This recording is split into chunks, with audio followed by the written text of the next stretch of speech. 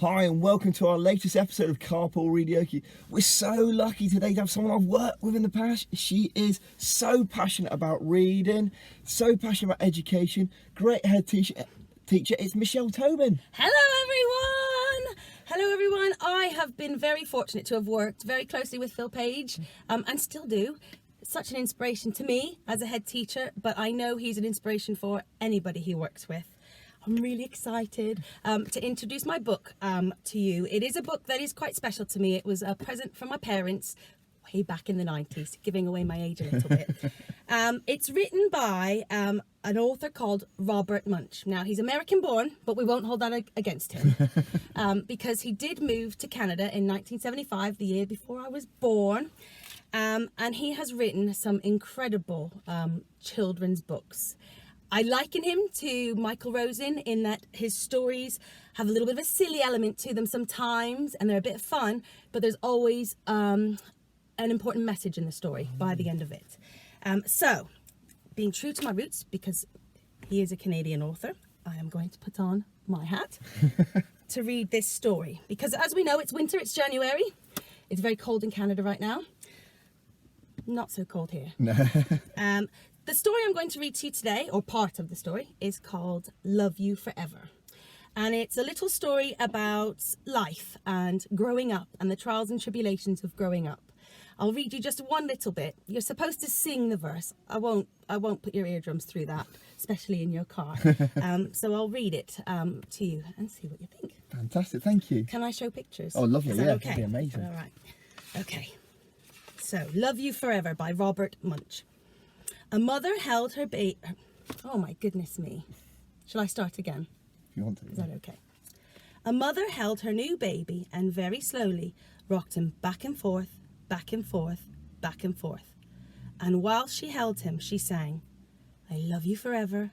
I'll like you for always. As long as I'm living, my baby you'll be. There you go. I don't know if you can see that. I'm sure lots of mummies and daddies can remember that feeling. Yeah. I bet you can. Yeah. The baby grew. He grew and he grew and he grew. He grew until he was 2 years old, and he ran all around the house. He pulled all the books off the shelves. He pulled all of the food out of the refrigerator, and he took his mother's watch and flushed it down the toilet. Sometimes his mother would say, "This kid is driving me crazy!" Thank goodness my children weren't like that. But at night time, when that 2-year-old was quiet, she opened the door to his room, crawled across the floor, looked up over the side of his bed, and if he was really asleep, she picked him up and rocked him back and forth, back and forth, back and forth. While she rocked him, she sang, I'll love you forever, I'll like you for always. As long as I'm living, my baby you'll be. One more page? One more page, One more lovely, page. yeah. I'm enjoying this. It's a very good one. That little boy grew. He grew and he grew and he grew. He grew until he was 9 years old, and he never wanted to come in for dinner. He never wanted to take a bath. And when Grandma was visiting, he always said bad words. Sometimes his mother wanted to sell him to the zoo.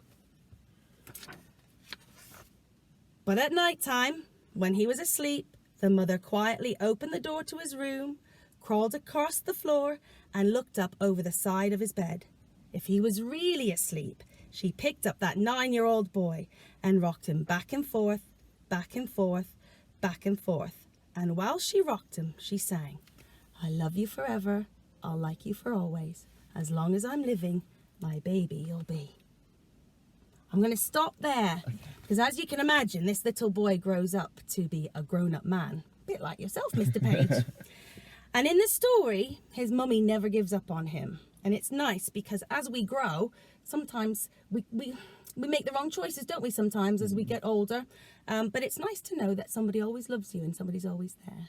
And this story does have a little bit of a twist at the end. So I really recommend everybody goes out and reads Love You Forever by Robert Munsch. It will bring a tear to your eyes, parents. There's a health warning on this one. But it is a fantastic book to teach us about life. Can I just mention a little bit about me and reading? Of course you can, yeah. So when I was a little girl, I'm ashamed almost to say this. I didn't really like reading as a child in school. I liked listening to my teacher read to me and my mummy and daddy reading to me.